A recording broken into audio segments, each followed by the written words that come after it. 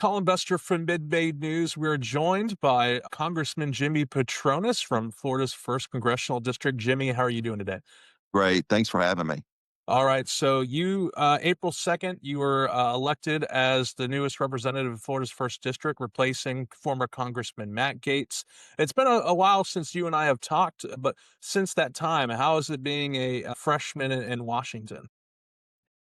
I tell you, I think my expectations have been surprising. The people up here are actually a hell of a lot nicer than I was expecting. I specifically mean the members and also the committee staff. The White House, incredibly responsive when we've got issues that our constituents are having with one of the various federal agencies, a policy issue.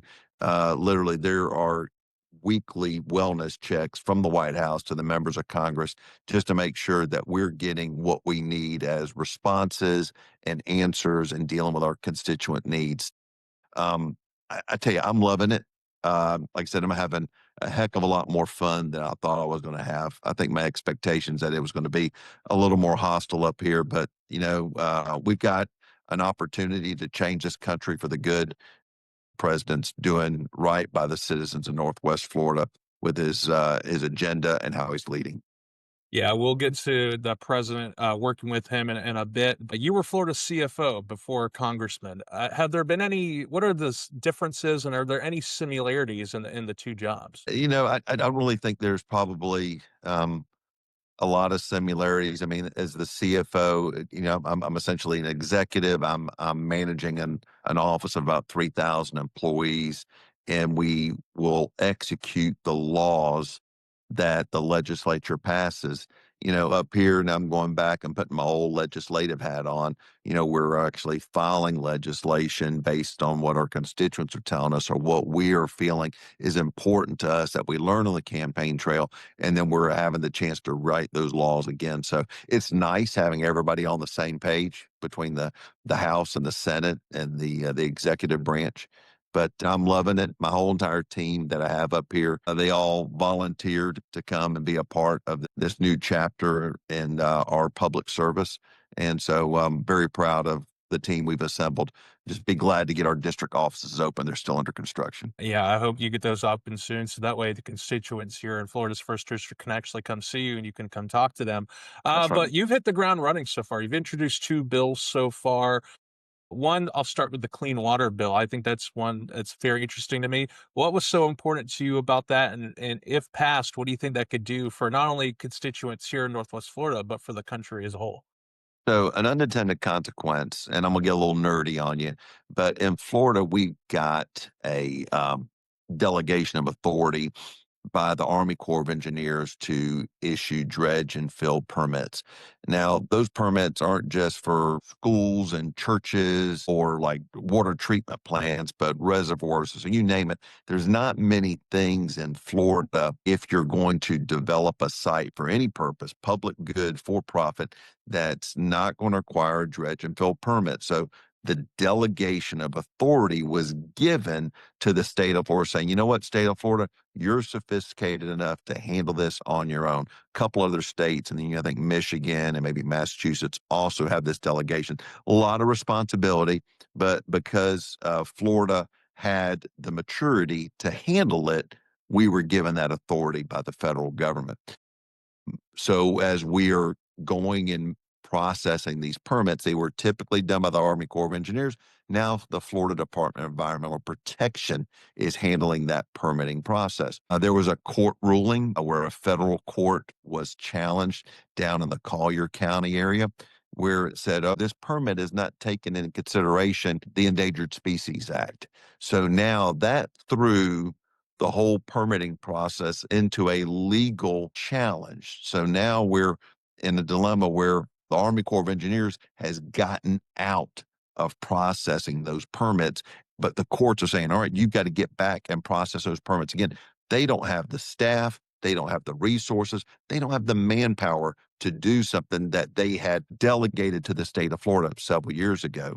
So now what we're trying to do is get the laws focused in Florida to allow that delegation to come back and let Florida do what we were doing very well, in my opinion. So, my bill is to help streamline it in order to try to get us back on the same page, to be able to allow that authority to exist in Florida again. So we're just trying to create some predictability in the timeline. I'm a big advocate for, pull the permits, but just have them predictable.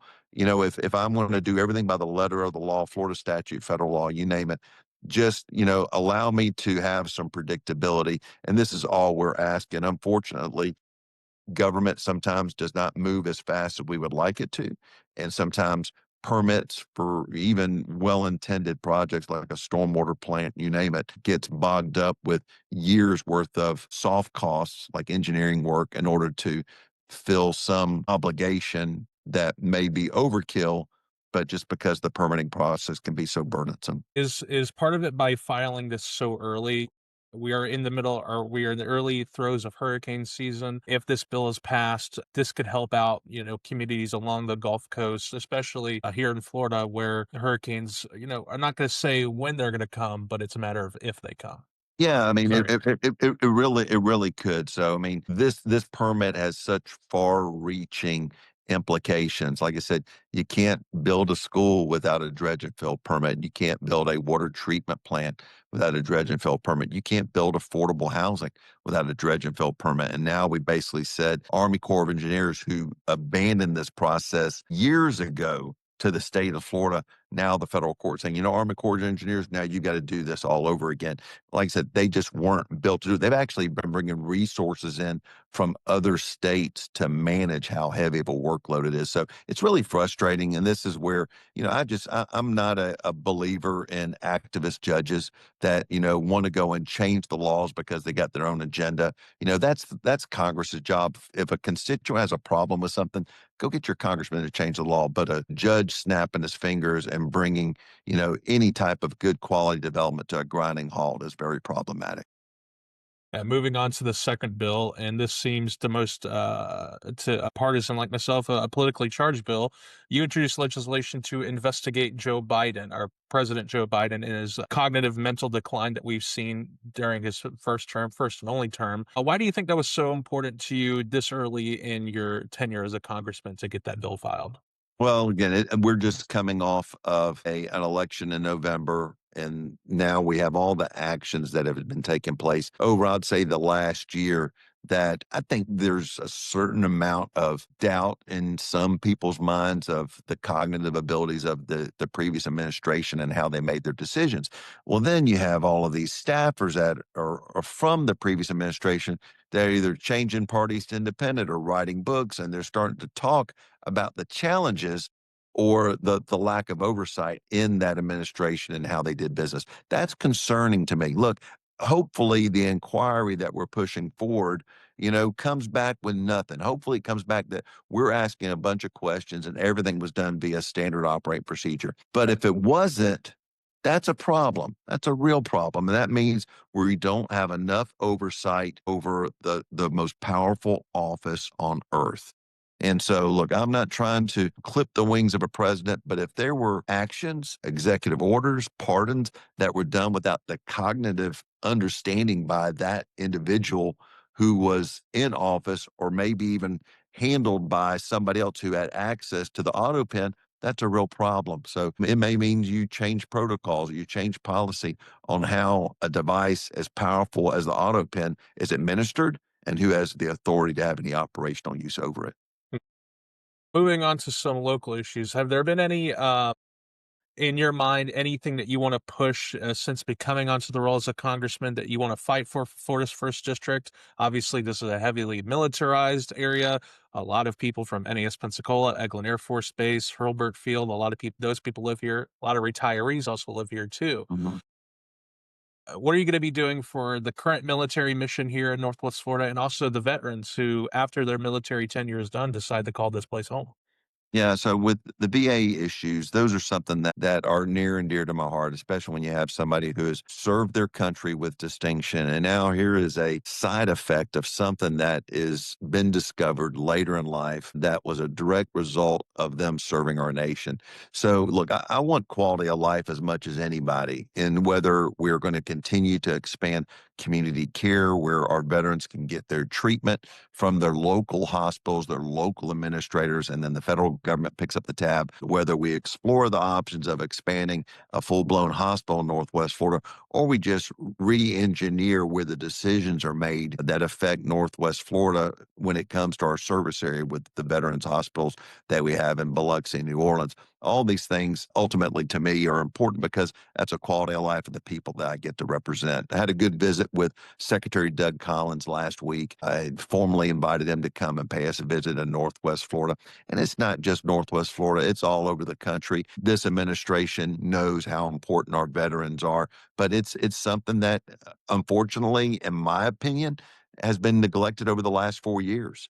The Biden administration just had other issues that were more pressing to them, like $7,500, tax incentives to buy EVs. And I just think of how many dollars were given out as a tax incentive to buy an EV, where those dollars could have been pivoted in order to, more significant, quality of life issues with our vets and our military. So again, rolling up our sleeves, making inroads with those decision makers in this process, and trying to bring back as much respect and dignity to those who have served and sacrificed so much. Yeah, and speaking of that quality of life issue, this is very interesting because we talked about this previously when you're on the campaign trail, but now you're a congressman. I feel like it's a little bit more interesting because your words now have action. And for people like me, teachers, other people who aren't affiliated with the military mission, affordable housing is one of those things that Hmm. affect all of us. And now that you actually have a sort of power and you can introduce legislation, what could be done about affordable housing in Northwest Florida? Sure. So, one, this is why, I appreciate how much the president has been pushing for relief when it comes to interest rates. One thing that I learned in Florida, and it is what it is, to make a house affordable, there are those cost drivers, inflation and interest rates. And when you have higher interest rates, that also hurts inflation. So the president's done a good job of trying to get his arms around inflation to drive it down. One of the greatest, uh, you know, drivers in that, which does not make up the inflation rate, is fuel costs.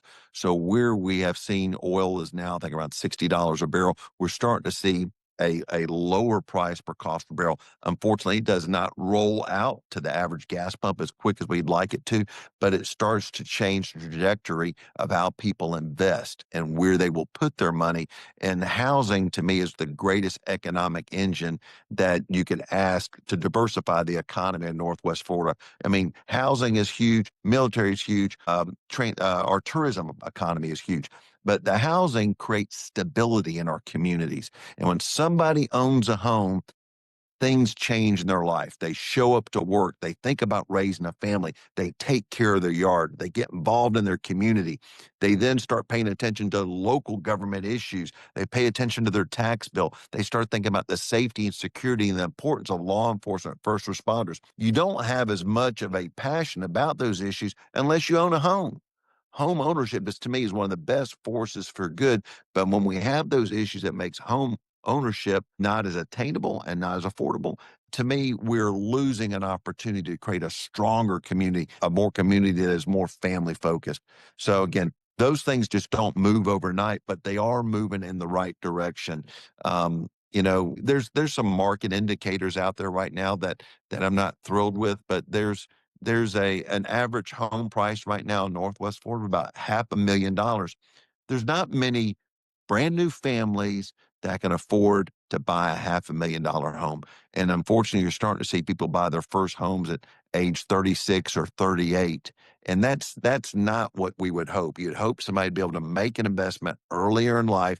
When they make that investment earlier in life, then they have the ability to add on to that investment, create that investment and then upgrade their home maybe. Maybe they want to go from a two-bedroom house to a four-bedroom house because now they have kids and they don't want their kids sleeping in rooms together. Well, if you can't let them get their foot in the door buying their first house, It's just a much more painful, longer task in order to pull it off. So, I just think where the president's going and pounding on Jerome Powell about interest rates, these are all things that will help the affordability of homes in our market. And one last question on local issues before we move on to some other things. You Yep. mentioned military, you mentioned workforce, and one of the legs of Northwest Florida is tourism. And I want to get your reaction to Governor Ron DeSantis signing SB 1622.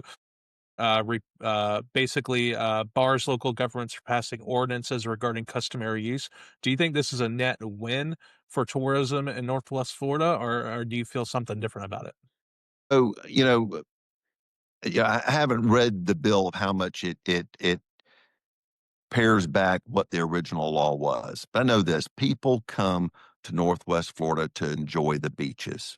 When they vacation down there, and so when you have an environment where the beaches are not as accessible, it's disappointing, and you've got those families that maybe they can't afford to rent a hotel on the beach or a condo on the beach, but they'll get something a few blocks off the beach. They just want to be able to have access to the beach. So I think, what the governor has signed is at least putting the direction of enjoying our most beautiful natural resources back in the hands of the taxpayers of Florida, and they get to have an opportunity to enjoy that resource a little bit more.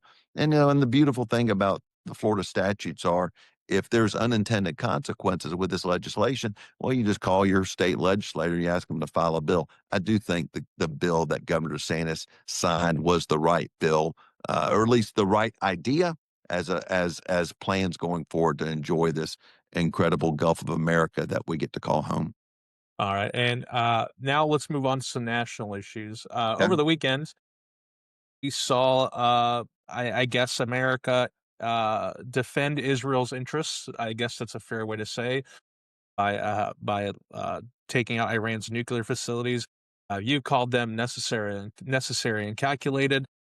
What is your sort of overview of the whole situation that we saw over the weekend with America's airstrikes on the country of Iran? I think there was a number of issues in play. I think when the president made the trip through the Middle East a couple months ago and he met with all those different heads of state, I think there was also a listening tour that the president was undertaking. Look, guys, I want you to be more engaged with the U.S. economy. I want you to invest. So the president was really touting those investments from those Middle Eastern countries into U.S. companies or new growth. So I think also part of that conversation, I would be shocked if it didn't entail, what are your concerns about the environment in the Middle East? I think the instability that Iran was creating in that market, that environment, was really top of mind. I think all those Middle Eastern countries, as much as they want to point the finger at Iran, they didn't want to deal with the drama that Iran was bringing to the table. Back in 2019, when I met with Netanyahu in Israel, he told us when President Trump tore up the Iran nuclear agreement, it did more for solidifying, countries that weren't necessarily as much buddies or allies, but it brought them all together because they all had the same frustrations with Iran. Little things like allowing flyovers by commercial jets across Saudi Arabia into Tel Aviv from other countries around the world. Prior to President Trump, that wasn't even being allowed. President Trump tears up that agreement. They all start coming together. And I think, what President Trump is remembering and reflecting on is how good times were back in 2019. Okay. And COVID was just one of those black chapters in our nation's history. But he was remembering how good times were in 2019 and trying to go back, revisit with those players around the table and how we can deal with it. Unfortunately, the Biden administration unfroze, I think, about $12 billion worth of resources to Iran. You had the Obama administration giving them billions of dollars in cash on pallets. So you had this concern about where were they going to take nuclear and nuclear development in Iran. And more, why would I bury centrifuges, hundreds of feet under the ground if I wasn't trying to do something with it that may be of a concern or possibly even not fully transparent with what may be weapons down the road. I think there was a concern amongst that whole part of the world that Iran does not need nukes. The president agreed. Israel agreed. And so then you had Israel start off with their bombing. I think all this goes back to October 7th, but you had Israel start with their bombing, taking out radar systems, those different concerns for any type of future conflict in the area. And then the president gave Iran plenty of time to say, hey, if you want to just, formulate nuclear for energy production, we're good with that. Come to the table, come to the table. And there was just so much, I think, probably hard feelings by what Israel was doing to Iran that, the president finally, his patience got short. He did a little bit of a misdirection by sending bombers from both directions, leaving the United States. And then he went ahead and closed any concerns of the world might have with nuclear development out of Iran. And so now we've got the ceasefire. It's still, look, a ceasefire, I think, is going to be a little bit of a hope and a wish. But, trying to bring these players back to the table, I do think the president is the absolute master of leverage. So, I mean, as he is sitting here, you have a country that has been devastated by multiple, sophisticated military operations over the last 12 days. And can we please stop doing it? Here's the most important thing I think that we're not talking about is everybody else in the world, whether you be Russia or China or Venezuela, you've just gotten a wake up call that there's a brand new sheriff in town, and the president is not going to tolerate your foolishness of trying to screw with a stability we have in our world. And I think the president, all he wants people to make money. He likes prosperity. He likes safety. He doesn't like putting our military men and women in harm's way where their lives can be in jeopardy.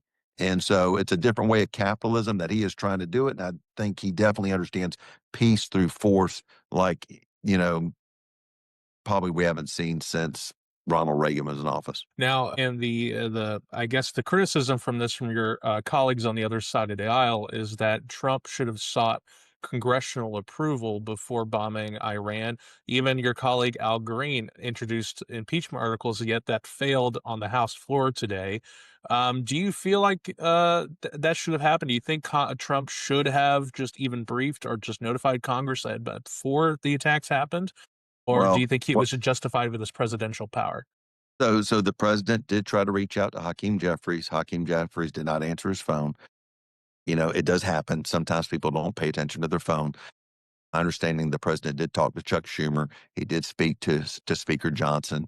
I'm assuming he spoke to Leader Thune. I didn't hear that part of it, but I think some boxes were checked. But the Obama administration did these exact same actions. I believe it was 8 times during his administration. So again, I think this is rhetoric. This is a strategy by the Democrats to try to do anything they can to knock the president off balance as he's trying to, secure our world because it had been neglected for the previous 4 years. And as a congressman from a heavily military district in this country, how do you balance, national security interests and ensure that constituents, because the members from Hurlburt Field, they're special Yeah. operations guys. How do you sort of balance decisions, knowing that you could potentially be on the vote of possibly sending constituents to a war zone?